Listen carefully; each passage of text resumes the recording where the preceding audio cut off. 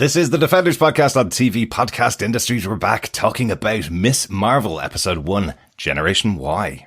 I'm going to give you a task. I want you to go home. Not right now, but after school.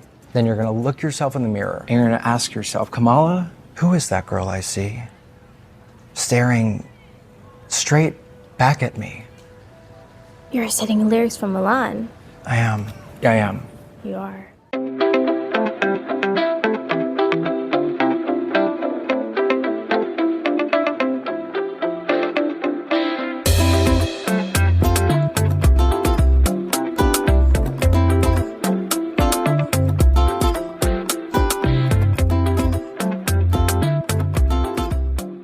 Welcome back, fellow Defenders, to Defenders Podcast on TV Podcast Industries. I'm one of your hosts, Derek. We are talking about Miss Marvel, the first episode of the new series from Marvel on Disney+. This episode is called Generation Y.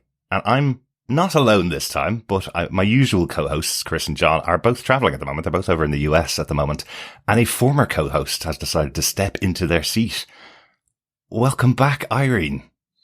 Hey guys. It's great to have you back aboard. Joking. Thanks very much for asking me to come back there. I'm delighted to have you back. We also have Lucas with us. Welcome, Lucas. Hello. Excellent. Joining TV Podcast Industries for the first time to talk about Miss Marvel. Kind of an interesting one. This is another different show from Marvel on Disney+. What did you guys think overall of the episode? When it started, I was thinking, is this like for a younger audience maybe? Mm-hmm. But I think it's just because it's brighter and it's fun and the illustrations on the screen and everything, you know, just her imagination makes it seem like kind of high school. Yeah, exactly. But in a good way. Yeah. Not in a dark way. How about yourself, Lucas? What do you think of this as an opener? It matched what Irene said, but the way they present the character, it to match the age of the girl as well, Kamala. Because like on the other movies, Avengers, they're like adults, 38, 40 something, I don't know. And they confronting like things from the space, aliens, all kind of things. So it's kind of everything is leveling up with the characters. Yeah. So she starts on a young age. So it's literally like friends, family, everything is going on like the former like light thread way. They're not going too deep or not going too dark on the way. Like, yeah. A nice kick-off moment for the episode. It's interesting to think of when you think about the Avengers movies and that kind of stuff. They've been going on for, 12 years now? 14 years now? Yeah. And Kamala Khan herself is 16. So she has totally grown up in a world where the Avengers existed. So that's all having that impression on her. Kind of love that setup of her being nearly as long as she's been around, they've been around. Like, exactly. Yeah. But they did try to set up the event of the Avengers, like the first movie only. So that's before all the rest of the battle, like the main battle. Yeah, I think I was having a look at that because that's exactly what I thought when as the episode opened. We're going into a little bit of spoilers now, but we'll go into full spoilers in a second. But that opening of the episode, the only reason I realized it was the big one in Infinity War was because you had some characters from Black Panther in there and you had Captain Marvel who only came in around Infinity War. So it does look like that's the big battle in New York, but this is the later battle, the one at the end of Infinity War, which is only, I think, about 2 years ago from this point in the show. So really recent. Some really interesting stuff, and I love how she plays with that. But we'll definitely get into that as we go into the episode. Fellow Defenders, if you haven't followed us, if you haven't subscribed to the podcast, make sure you do so. Just pop on over to tvpodcastindustries.com. Currently got lots of podcasts going on. We're covering The Boys as a big change of speed for anybody who likes comics but likes them more violent and even more adult than you can possibly imagine. Covering that over there. So we also want to hear your thoughts. You can email us to feedback@tvpodcastindustries.com or pop over to our Facebook group at facebook.com/groups/TV Podcast Industries. Leave your thoughts on the spoiler posts over there as well. Do you know why I did that? So people will subscribe and contact you. That too, but also because I wanted to make a break before we go into real spoilers about the episode in case people haven't watched it. That's what I thought when you said straight away about the spoilers. All good. Let's get into our discussion about the first episode of Ms. Marvel. So, want to kick us off with the details behind the episode. The executive producers for this show are Kevin Feige, Louis D'Esposito, Victoria Alonso, Bisha K. Ali, Adil El-Arbi, Bilal Falah. Producer and Miss Marvel co-creator Sana Amanat is on board as well. Head writer for the show is Bisha K. Ali. She's a British-Pakistani stand-up comedian and screenwriter. She wrote on the TV show Sex Education for Netflix, and we talked about her before for her episode of Loki as well. So she's got lots of involvement and given the reins of this character, this Miss Marvel, she's really funny as well. Check her out. She's been doing lots of podcast stuff and interviews, and she's really funny. Go check her out. And the episode was directed by Adil Al-Arbi and Bilal Falah. They are a duo who've been directing lots and lots of stuff. They directed the first 2 episodes of the excellent TV show Snowfall. I know John is a massive fan of that. Go check out the show Snowfall. Really, really good. Most recently, they directed Bad Boys for Life as well. So we won't hold that against them. A massive movie, though. And they've directed the first episode and final episode of this season. The episode was written by showrunner Bisha K. Ali as well. Derek, do you want to tell us what they gave us with your synopsis of the episode? Sure. In Jersey City, after a less than successful driving test, Captain Marvel-obsessed teenager Kamala Khan is stuck without a ride of her own.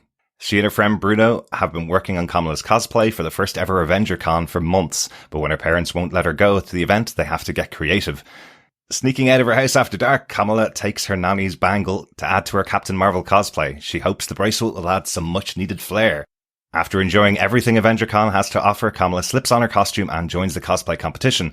But when she adds the bracelet, it activates, giving her what she's always wanted, superpowers. Following the eventful night, Kamala attempts to sneak back home, only to be met by her disappointed mother. Muniba challenges Kamala to think about herself, to be the good girl they brought her up to be, and get her head out of the cosmos. But Kamala can only think about her newfound powers. Meanwhile, across town, government agency Damage Control are watching the scene from AvengersCon and want to have a chat with this new superpowered teenager. There you go. That's the synopsis of the episode. Pretty straightforward, isn't it? Yeah. I was like, it was set up and introducing her friends, her family. Mm-hmm. Still, I was surprised actually that I know AvengerCon, it kind of seemed to move quite quickly. Yeah. Yeah, it did, didn't it? There was lots going on, lots of stuff in the background there. I think I described this episode as absolutely jam-packed full of Easter eggs and references that you'd get if you were a big fan of all the movies. But I think it passes by enough that you don't have to have watched everything either. Well, I haven't, and I thought it did. So Excellent. Let's get into our big moments from the episode. We're going to call these our marvelous moments, obviously, given that it's Miss Marvel, right? Marvelous moment number 1. Yes, marvelous moment number 1. Let's talk about the style of the episode. What did you guys think of this? You mentioned it already a little bit about the kind of graffiti artwork and everything that's going on, that's coming out of Kamala's mind a lot of the time, and lots of things going on in different scenes. What did you guys think of the way this was presented on the show? I thought it was, when her and Bruno were cycling along and we could see sometimes it looked like chalk drawings on the buildings, mm-hmm. Black Panther, and then as she went around the corner, it kind of looked more like a mural. Yes. But it was really nice. And when she was looking out the window in the car, even after the disastrous driving test, which is just like complete facepalm moment. But I feel like that's how my driving test would probably be going as well. I can imagine mine will be the same. But she looked out the window and you just see Captain Marvel going off over the river. I don't know, just nice little touches. And it wasn't too much. Never got to the point where you were like, that's actually too much. They could have dialed that back a bit. Yeah. Thought it was pretty cool. What about yourself, Lucas? What do you think? I think they tried to bridge in between the comic books, mm-hmm. but not be dragging too much into that. To be like, I don't know, trying to force the teenagers to read the comic books, because this is the kind of thing they're not going to do it. Uh-huh. It's kind of a new so it's a way to add the comic book interpretation into the series, but not to be something very, for them to call oh, this is too old. Oh, look at this, look at that. Uh-huh. So they added, I think, in the more digital art way. Yeah. It's the mix of drawings, mix of animation, stop motion, graffiti, and everything. So more design presentable. That's the thing, is everything is too fast. Nowadays. Yeah, I must say I love this idea. It feels like it's really coming from this obsessive teenager. Look, I have a podcast that we've been doing for 6 years about Marvel TV shows and Marvel movies. I'm this obsessed with Marvel stuff. This is the kind of stuff that's going on in my head all the time. So I love seeing it just spill out into the real world or into their conversations and everything that's going on. I think it's a really good representation of this character. I think it's really cool. This is very similar to comic book Kamala Khan. She is totally obsessed with Marvel superheroes, knows everything about them, knows all their statistics. There's a little side kind of comment for some of our Marvel fans out there. You might have noticed she's saying that she's listening to the Ant-Man podcast podcast where he's interviewing loads of people, and that's where she learns all of the information that she knows about the Marvel Universe, because they don't have comic books in her universe. She's following podcasts to pick up all this information. So I thought that was quite cool as well. Yeah, that's a really good idea to add. We all love podcasts, right? Yeah. Actually, even just, I know you were talking about kind of the drawings and that, but you know, when she's going through the plan with Bruno, and it's like, and then I'm going to go down and we're going to get on the bus and we're going to go, and he was just, and she even had the timeline along and she's drawing the pictures. And then I loved at the end where it was like, okay, reality, you know, it didn't go in line with anything like what she was planning. Absolutely. Absolutely. I love, yeah, when he breaks it the whole way down and goes, so what you're really saying is we need to catch the bus at this time. Yeah, we're going to get the bus. That's all it is. Hilarious. She goes too far on her imagination, like, and the way she thinks the world and the way she mix the Avengers world with her world to imagine everything. Like. Exactly. Like, you can tell this is totally her dream. This is exactly what she wants. She wants to be one of these superheroes. So kind of cool that she gets there towards the end. Anything else about the imagination or the style of the episode that you guys wanted to pick up on? The title catch me straight away. Generation Y. It made raise a lot of questions. It's Y, the letter Y, because of Generation Z, X, Y.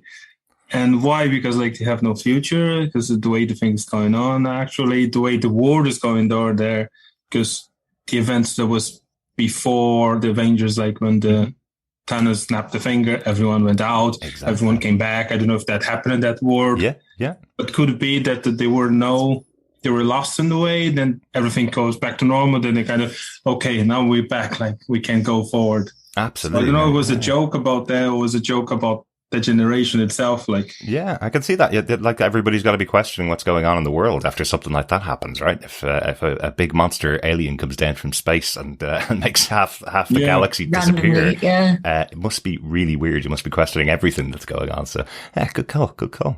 Excellent. Will we move on to our next big marvelous moment from the episode? Yeah. You don't like marvelous moments. This might change for the next episode. Sometimes they change after the first episode. But let's talk about the Khan family, and that kind of is everybody surrounding Kamala. I think one of the things I love about how they've presented it on the show here is that everybody feels like family.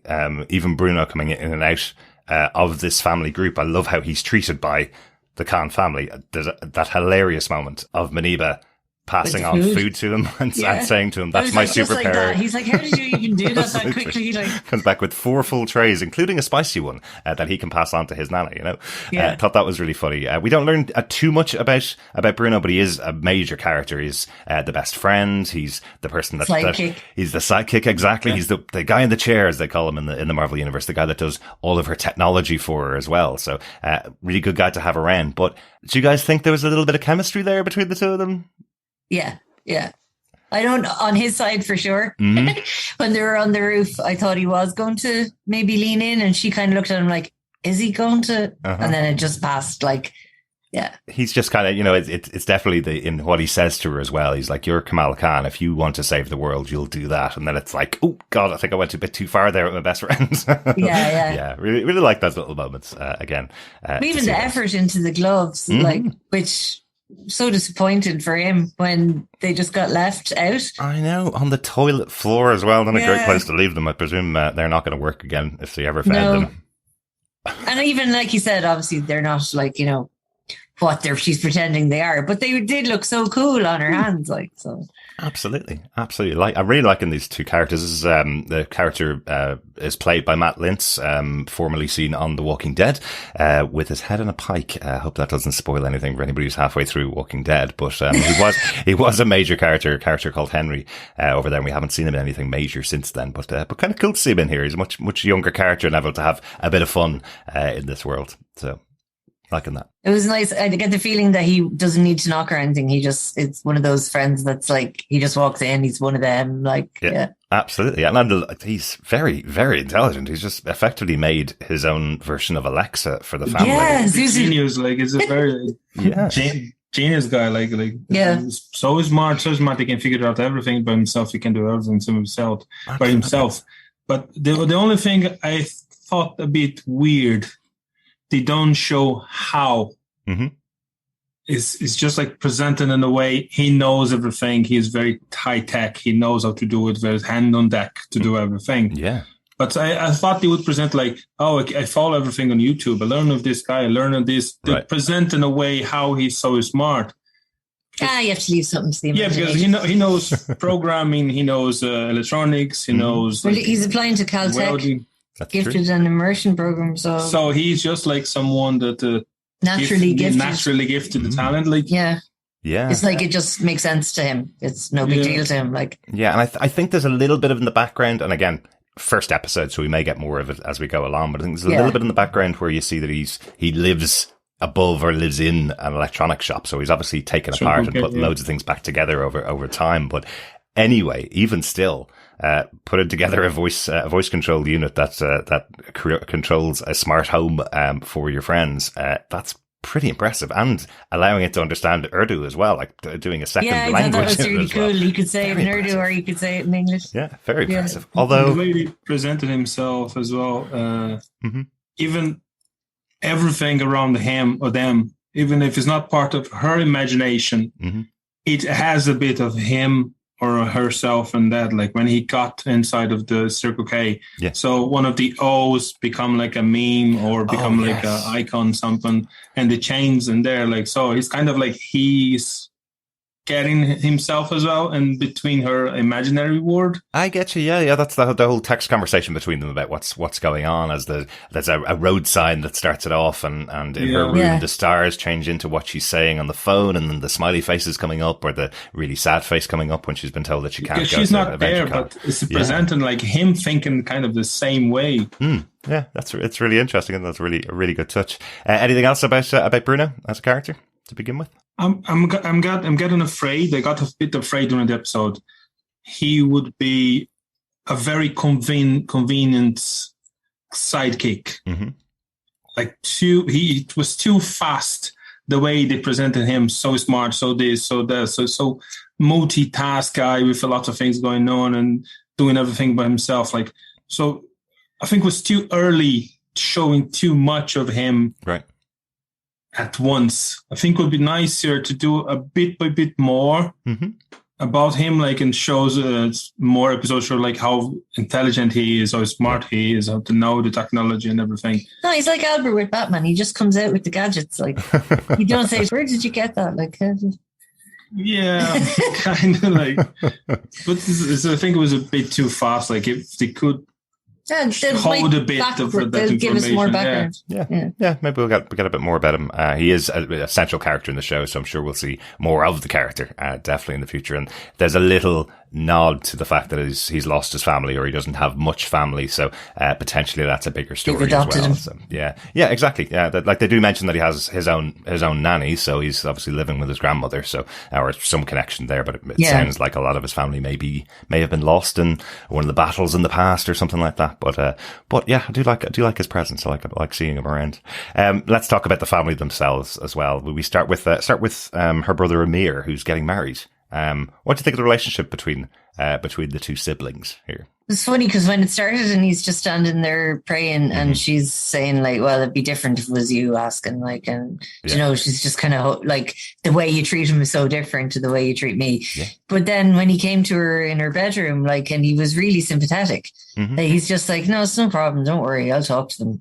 Yeah. And he does fight her corner as well. Yeah. Yeah. He's like, and whatever he said, maybe she's right and it didn't take that much. We didn't see, but like they listened, like they heard him and they kind of came up with their compromise. Yeah, absolutely. We'll talk. It wasn't a hard no anymore. Like absolutely. Yeah. And I think it's probably just how he explained it. She seemed like she was trying to hide some information out of it. She was trying to say it was Bruno that wanted to go. She just wanted to tag along. It's a conference.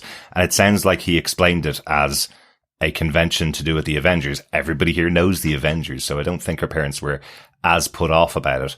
And then when they took out the scariness of her going off on her own, like the great thing about the Kamala Khan character here is at the point of 16, when you're living under your parents' roof, especially parents who are trying to do the best for you, they've been able to control your life up until that point. She's right on that cusp there where she's trying to push back against it. Now, we all know, as kind of nerdy people, you kind of know the things that she's trying to do, go to a convention, dress up in cosplay, that kind of stuff's not going to be the dangerous things your parents are worried about. But no, but it's strange and different at the same time. Exactly. And she definitely shouldn't have said, it's not like I'm trying to ask to go to a party and take cocaine. That was their the faces. wrong thing to say to your parents. Your parents probably think at that age you don't even know what that word means.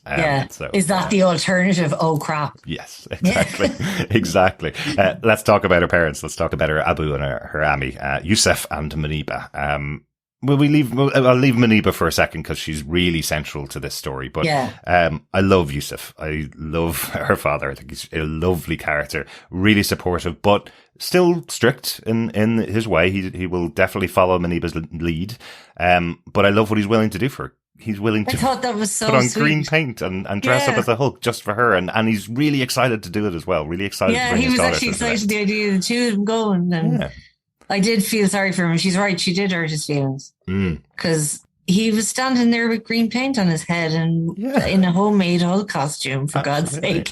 This is for you. Yeah, you could see the tears in his eyes. Like, it's also a moment where he feels like he can share in her enjoyment of this for once. He can actually bring her along as his daughter. That's how I went to my first comic book convention, was my dad bringing me along. So I know it means a lot to your parents to be involved in something.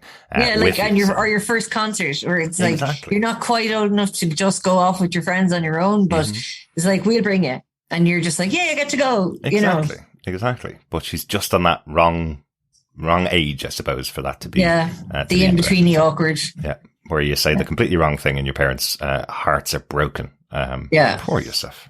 I'd rather not go than go with you, nearly, Yes. Not that that's what she said, but she said it's me and Bruno's thing. Yeah. It's not for ye, Exactly, and that is the choice that Maniba said. Effectively, if you're not going with your father, you're not going at all, basically. So and then he just said, "You're not going." Oh, so it's like, oh, you're the poor man. Yeah. But he does seem like a great father, though, at least. So he does, and he was so sweet with Bruno, with Zuzu. He was so delighted with it. And then obviously it's really funny when he's there, trying to get it to turn on the TV or something. Just wouldn't, nothing. Lights going off. Oh, I have had that moment with all my Google devices. Why? What language do you think I'm speaking? Because you can't pick up what it is I'm asking you to do. And all I'm asking you to do is turn on the lights. That's it. I'm standing in the dark, shouting out loud at a device. I probably just should use the light switch more often, shouldn't I? Right. The other major character for the episode. Let's talk about Maniba, her mom. I really like this representation of the character. She's Pakistani born, living in New York, living in this entire community, speaking to each other about all of their kids and all the family's kids. But she only wants the best for Kamala. That's what she's set up in her life. She has set the boundaries for her. May need to loosen the restraints a little bit with Kamala, but this is where she is with her. She's the one that's trying to push her down a path that will get her the best in life. What do you think, Lucas, of Maniba? She's the matriarch character in the series. She's the one, even though in the previous time when the girl battle, she talked with them about the Comic-Con, the Avenger-Con. And the father, do you trust me? And the father, yeah. The mom, no. Yeah. And the father, yeah. So she's the one dictating the rules and everything in there. Mm-hmm. But she is the proper representation of the mom that is there to provide and protect everyone. Yeah. Most of it, the little daughter, the youngest one. Mm-hmm. So she's a good representation of that point, the family. Yeah. I think so as well. I think she's, there's nothing wrong in the kind of questions she's posing to Kamala, particularly in that final moment with her when she comes home and, we get that disappointed look. God, I think I've gotten that from my mom, pretty often around that age in my life as well, where it's going, what are you doing? You knew I was going to be disappointed with you and you still went ahead and did what I told you not to. And you knew the lecture I was going to give you, so you knew how bad this was going to be. And then I actually thought she was going to be angrier. But I guess it's the whole parent thing of I'm just more disappointed, and that's always worse. Yeah, yeah, absolutely. And they were a bit like at the same time they don't know anything what's going on with her daughter. Mm-hmm. They swap and go to the thing. I know what you're doing. I know what's going on, but why you did? Yeah, it was a flip that didn't catch me that on the time. Like I didn't say why they're doing like, because they present themselves like they don't know what's going on in the daughter life. Like, what's the Avengers? It's a party. Yeah. What's he gonna do? We're gonna meet a boy. There's the alcohol there, this and that. But then when the daughter does, it's not like Irene said. Like she was kind of like she's gonna be, why are you doing this to you? Why are you doing this to your life? You ruin your life. You ruin it. Just no. I know what you did. Why you did. You're disappointing me. This and that. Like, yeah. So kind of like they kind of know about the daughter. Then out of nowhere, they know everything is going on. It's kind of, they don't know what's going on with the daughter, then they know everything is going on. Like, yeah, I think even if she'd done the most innocent thing, like Kamala has explained to her parents she was going to do, even if she had done just that, her parents had drawn the line and said, no, you're not going to be able to do that. And she arrived home after 11 o'clock at night. That's massive for parents, especially in New York. It is. I mean, Jesus, imagine, like she was expecting, as according to her original timeline, she was expecting her father to check on her at about 9:30, 9:45. Exactly. So this is 2 hours after that. Yep. So if her mum's been sitting there for 2 hours, she got away quite lightly. Or did I mean, she? the net effect is still pretty devastating. But like, I thought they were trying to compromise. It's kind of more of a kick that she still went and just completely ignored them when she had seen how upset her dad was. Yeah. Maybe they thought after that she would listen. Yeah. So then it really was, what are you doing? You need to have a look at yourself. Exactly. Yeah. And that's exactly what Boniba says to her. It's I don't recognize this girl that would lie to me, this girl that would dress up the way you have, even though I told you not to, and would come back at this time, without caring about my feelings, effectively. So, but interestingly, she does leave her with the question of, do you want to be the kind of person that puts your head up in the cosmos and flies around completely not knowing what's going on in the real world? Or do you want to become a good girl and go down the path we've set up for you? And no, obviously the answer is the first one. Absolutely. Her response when her mom leaves the room is cosmic. It is. I've got superpowers now. I guess I'm going to have to figure all this out. I don't think she's going to be going down the path of the good girl path like her mom is asking her to. I thought there was some really funny bits with her mum, though. When she's trying on the sari and she's like, she's not too short, it's too long. Like, and then it was like, oh, you're too short. Yes. It's like, only when the neighbor or her aunt says it, excuse me. Once her aunt says it, then her mother agrees. She's like, yeah, no, she's too short. Yeah. Really like that. Excellent stuff. That's, I guess, the family. Anything else about the family that you want to jump in on before we go on to our final point? I just thought the way they handled the seamless blending of cultures, it was just really nice.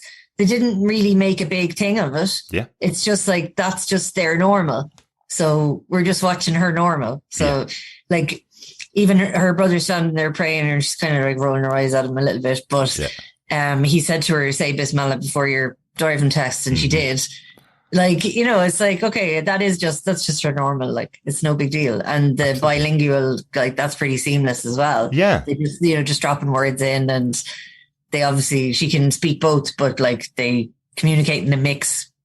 Exactly. Kind of that melting pot of New York that you see so often, but it's so naturally done here. It feels like you're watching a true family together, just going about their day-to-day lives. Yeah, that's a really good point. Yeah, really liked how that was all put together. And again, I do like that other element that's hanging over Kamala's head when she's talking about this to Bruno. She talks about one of the girls in the neighborhood who went off and who was engaged, dropped her engagement and went off backpacking around Europe, and the family talked to her as if she's joined a death cult. That's kind of hanging over, that pressure is hanging over Kamala's head all the time. Yeah. Even if she wants to go down this nerdy path, it seems like it's really weird to her family, and that's not the path they want for her. So she could be having people talk behind her back like that as well. Same way that the guy said, this is the bad one, yeah? And Black he started sheep. laughing at the black Yeah. sheep, like, and pointed to her, and everyone like, yeah. She's the bad one. Tough one.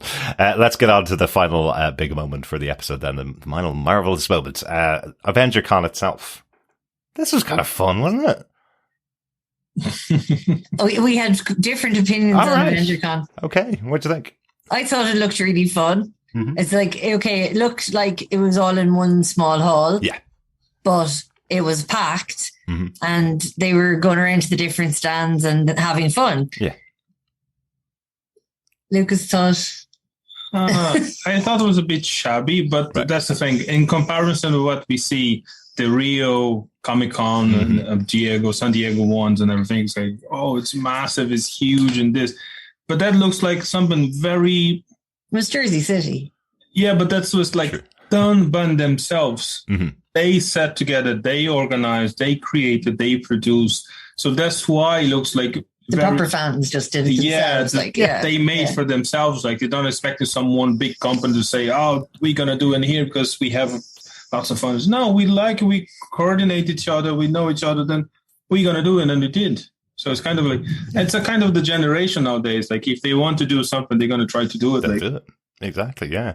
Yeah. I kind of got vibes of the first ever conventions that were out there. Now, not as much as the first ever Star Trek convention, but that took place in the 70s, 10 years after the show had finished, and it was put together by fans and they got along. A couple of cast members, a couple of people that might They be managed involved to get, in it. So, and that's what this feels like. It feels like they have some connections with maybe getting an outfit or something, memorabilia that could be related to the Avengers, but there are no comics or movies or anything like that they can put on screen like you would at a comic convention. This is effectively loads of people that like the superheroes of the day getting together and showing off how much they like it, basically. So, I kind of liked it. It is really small. You're absolutely right, but it's the first one. I love how Kamala talks about it like that as well. It's like, yeah, this is the they've first. been there at the start of history. Exactly. I wasn't really, when they went in and they didn't have their costumes on. So was that because they ended up getting the bus? Yes. That was her plan. Sorry, it was wasn't because they missed the bus and they ended up cycling. Sorry. That's exactly it. Yes, they had to cycle there, and she lost her car. She lost her bike as well, so they were only on one bike.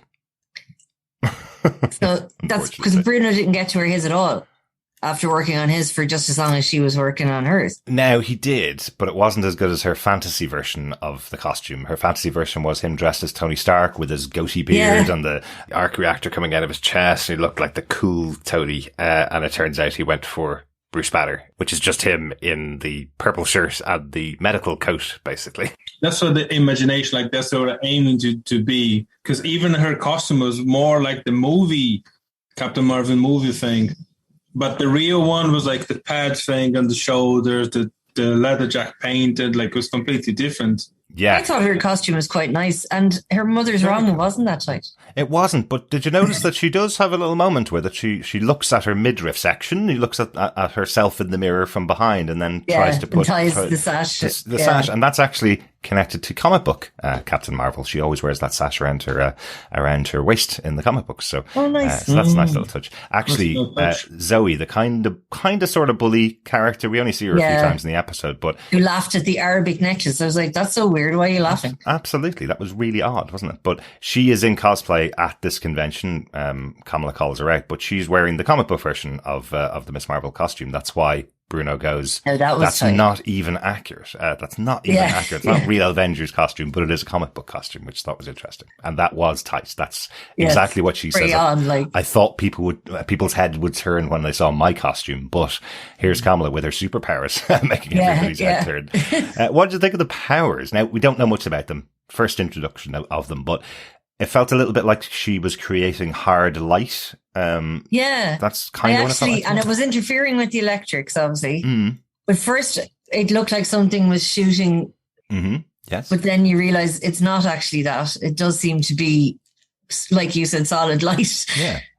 Yeah. But when she did the Elastic Man hand to stop Zoe hitting the ground as hard, then I was like, maybe I'm wrong. Maybe that's not what it is. Yeah, it's like as if she can use her mind to create whatever she wants to create out of it, because she did that thing where she boosted herself up when she couldn't climb up on the climb up on her house towards the end of the episode. There is a little touch there, the hand that she grows to catch Zoe when Zoe's falling. That is her power in the comic books. That's being able to make her limbs big and grow so that she can expand and catch things effectively. There's some of that. So that is a limb that grows. That's what she's done. So that is definitely the comic book version of it, but very different origin from the comic books. I'm not going to get too nerdy on this, but very different comic book origin. The reason for that, if you do want to know, is that in the comic book, she's an Inhuman, which is a character created by this Terrigen Mist, there we go, which we saw in Agents of S.H.I.E.L.D., which we saw in the Inhumans, but the Inhumans as characters are kind of gone from the MCU, so they couldn't really do that in the TV show. So they've created this idea of her having this power coming from the bangle of her nana. Definitely a story we'll have to see in the future. How did her nana get her hands on this bangle? Yeah, I didn't know whether to bring that up under family, but you know, her mum mentioned, like, I've seen what happens when people get like too lost in their fantasy world. I'm going, is she talking about Nani? Is she talking about her with the bangle? Yes, and I wonder whether she was talking about herself, because Kamala says, "Oh, there's just going to be another story about Nani." Okay. And I wonder whether her mom was kind of going, "Oh, you're not even going to let me talk. You're not even going to let me say this is a story about me getting lost in my own fantasies and growing up the way I have now, which is what I want for you." I don't know. I certainly think we'll need to find the origin of that bangle in the future. Yeah. There's certainly something, because how do you get possession of something like that? Yeah, and she was just like, no, that's junk, kind of trying to just get her to put it away, and she tells Amber to put it up in the attic straight away. Yeah, exactly. So I was like, does she know? Does she know Looks what like can do? she knows. Yeah. Looks like she knows. Okay, I didn't realize that. Yeah, it might be. That's why she was trying to highlight, not that, so like, because she saw that she was kind of figuring out like how to put it. How do you open it? Yeah. I said, no, get this straight away from here. Like, no one touched this thing in the attic. No one see it. No one. Forget all about it. It's just Nanny getting rid of her useless crap. You know, she likes to clear out her house. She sends us this all the time. Yeah. Exactly. Anything else on AvengerCon? Anything else that you want to talk about there? I kind of saw why they left the gloves behind, because if they're gonna do the power and the hand, and that glove would interfere too much. Of course, yes. And digital effects speaking, like. Well, yeah. Because everything was on top of the first of it when she put on her skin. Yeah. First of it, everything when she put the thing, she kind of see something like energy shield going along her. Then she see herself in another dimension that could be the Captain Marvel dimension. And I don't know if that's we saw on there's a bit of crease. Yes, that's interesting. Yeah, I was wondering what was going on.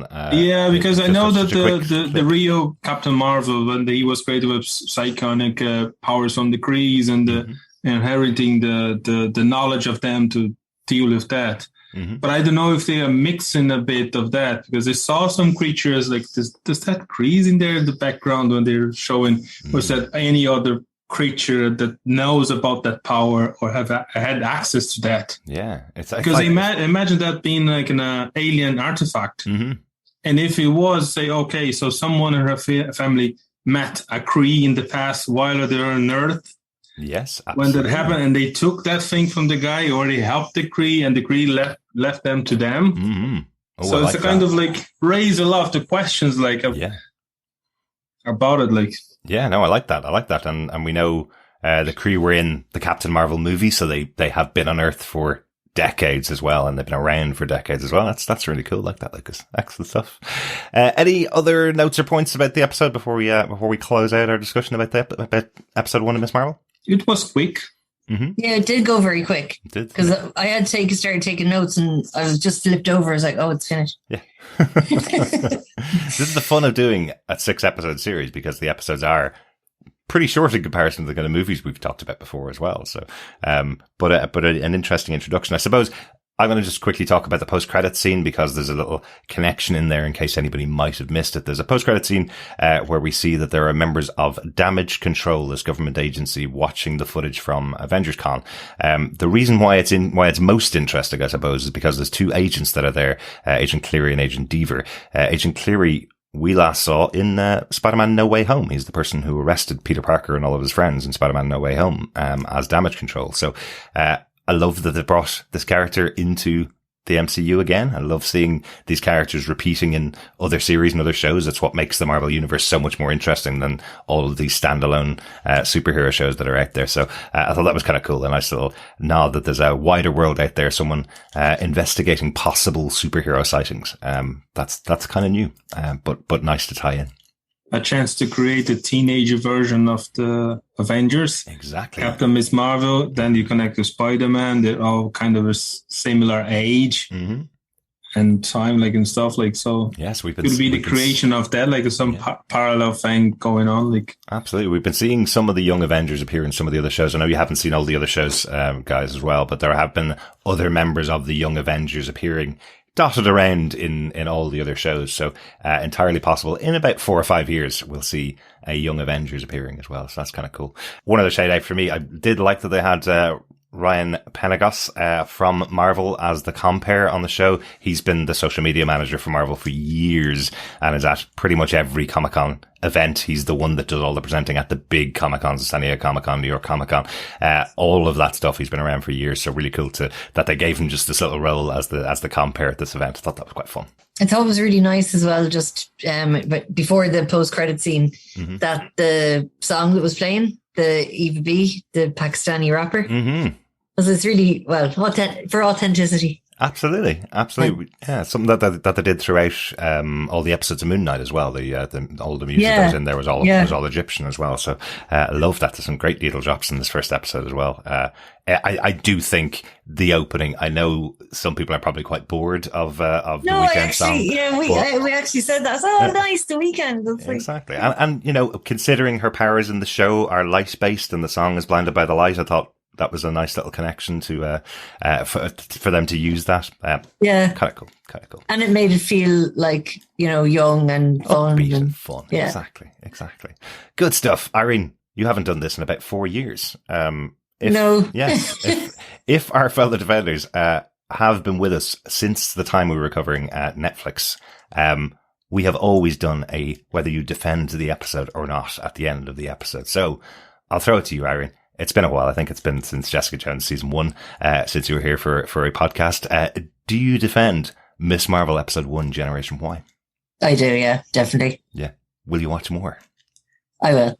Excellent. For sure. I'm actually really interested to see what happens with the history. If they tell us a lot about the history. Mm-hmm. Yeah, and see what the connection is and see where this bracelets or a bangle has come from. That would be quite cool. What about you? Do you defend Miss Marvel episode 1?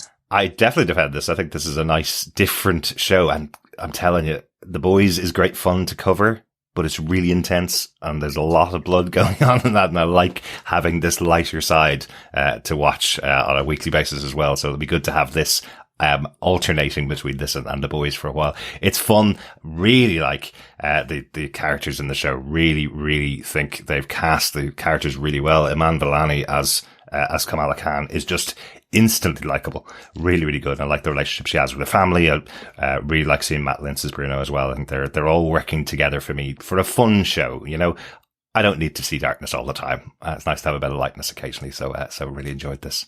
How about yourself, Lucas? Do you defend this episode of Miss Marvel? I defend the Miss Marvel, but I have just one worrying about it. I got worried about the same way they dealt with Moon Knight. Sometimes they rushed too much things. Sometimes everything just was changed just to fit on the narrative of the character. Right. So I'm just afraid that they push too much Miss Marvel to start doing like this, like the same way they show Bruno in a way like Tom does a genius in this and just leave a hint on the tech channel company there. Yeah. I'm just afraid that they do too much, and they felt the family was a bit comedy, like type, like family. I don't know. It could be just the light way they dealt with the thing, but they felt it was a bit like comedy, like the same way Big Bang Theory with Raj Kotapal and his family. Right.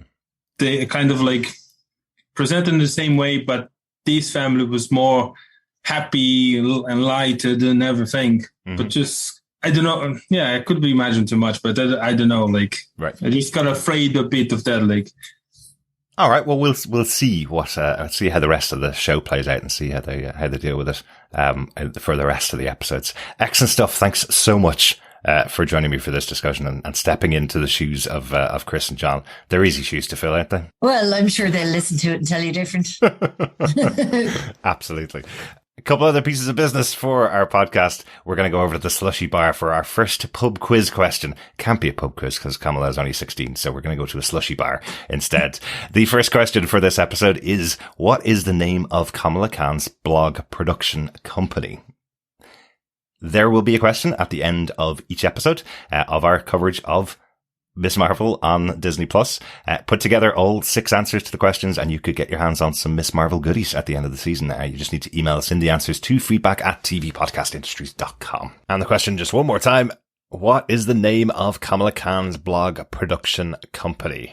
This episode of TV Podcast Industries is brought to you by our supporters over on Patreon, including Claire Payne. Thanks so much, Claire. I know Claire's been supporting us right back from when we opened up our Patreon. So thank you so much for sticking with us all these years, Claire. You could support us for a monthly event over on patreon.com/TV Podcast Industries. And if you'd like to support us with a one-off event, you can donate to us at buymeacoffee.com/TVPI to give me some coffee to handle all the editing that I have to do on our podcasts. And fellow defenders, we'd love to hear your thoughts about Miss Marvel. As I said, you can email us to feedback@tvpodcastindustries.com. Just like Jerry did. Jerry sent in an email to us. He says, "Hey guys, this was an okay start. Kamala is like she is in the comics, except her power origin. I know you can't do the Terrigen Mist in human origin. So are they doing mystical powers or cosmic powers? Are the bracelets negaband or something made by the Eternals? The animation in the background throughout the show was very Scott Pilgrim. This show is differently targeted for a young adult audience, but I'm very interested in seeing where it's going." Jerry in Niceville. Interesting. Ooh, is it Alien in Origin? Exactly as you were saying, Lucas, the band. Are they mystical powers or cosmic powers? I'm guessing cosmic, because you're going to connect her into Miss Marvel. She's a huge fan of Miss Marvel. And she is going to appear in the next Captain Marvel movie. So there's definitely going to be some connection, I think, between those things. But, not to give spoilers for Shang-Chi, the more recent Marvel movie, but there is an origin of his 10 rings of power as well that is connected to space. So wonder if the two are connected. That could be interesting. He's right about the Scott Pilgrim. As soon as I saw that, I was like, oh, that's what it is. Yeah, that's what it reminds me of. There you go. I like it. Excellent. Thanks so much, Jerry, for that. We also got an email in from Coffee and Vodka who says, "Greetings, fellow Kishy defenders. What if John Hughes directed a superhero series? This was really good. Made for not just fans of the characters, but anyone who doesn't consider their teenage years the good old days. Love the use of animation throughout, as well as her fight to hold on to her imagination in suffocating surroundings. In a single episode, they managed to show Kamala's character, present her goals, her opposition, damage control, and flesh out her environment in depth. This leaves the rest of the series to the plot rather than backfilling.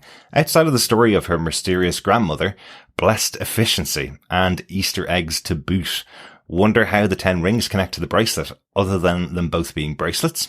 Also, wasn't that Colossus's arm in the Marvel title crawl an amazing first installment? 5 horrible Hulks out of 5. Peace and take care. Coffee and Vodka. Ooh, interesting. Firstly, I did not notice Colossus's arm in the Marvel title crawl. I was too busy noticing that Moon Knight is now in there, because he was the most recent series. He's now in that little Marvel section, but I didn't see Colossus's arm in there. No, I didn't. Really I would be looking again. Yes. I like being able to go back and look at the episodes and things that other people point out. That's really cool. Glad you enjoyed a Coffee and Vodka, and welcome aboard for this season. Irene, I think we're going over to Facebook. Our Facebook group is facebook.com/groups/TV Podcast Industries, and we have our spoiler posts up there, and that's where these comments are from. We got Michael Walling commenting. He said, "I thought it was good. A pretty by the numbers plot, but that's not always a bad thing." Mm-hmm. Did you catch the Rent-A-Bro truck during the end credits? Oh, how am I missing these? Again, I didn't either. Yeah, I didn't see that. Rent-A-Bros are the antagonists, some of the antagonists at least from the Hawkeye series. I did not notice, and I actually watched those end credits a couple of times just to kind of pick up all the notes I normally pick up. So interesting that people are catching so much that I'm not catching. Another thing to go back and look. Exactly. Good stuff. Thanks, Michael. We also have some feedback for another Michael. Michael Booth also says, does the fact that you're getting comments for episode 1 mean you guys didn't get pre-access to the episodes for Miss Marvel? I thought this episode was fun, plot-wise, nothing special, but that's okay. It's clearly targeted at a different audience to Moon Knight or Falcon the Winter Soldier. I think I'll share this one with the kids. A lot of fun moments here, and I'm digging the animations in the background. I really liked how they did the text conversation using parts of the background. I want to call out poor Hulk Dad. He nailed the disappointment and hurt Dad look. That was brutal. Nice little demonstration of Kamala's powers right at the end there. Let's see if she can avoid the attention of whatever shadowy agency is looking for her. I assume someone with more knowledge than me recognized the badge on that guy's belt. The coffee mugs and a few other things have DODC on them. Department of Damage Control, maybe? Looking forward to seeing what next week brings. From Michael. Thanks, Michael. Yeah, I'm not that smart. I just literally knew the actor and knew that he was in No Way Home. I didn't see any of the stuff around the room saying Department of Damage Control on them. That is literally, that's excellent. I love when people catch all these little things. Great stuff. Yes, we didn't get the episode in advance. The reason why I need to say that is because we'll be recording our podcast after the episodes come out. So anybody who wants to send feedback can send that in to us after you watch the episode.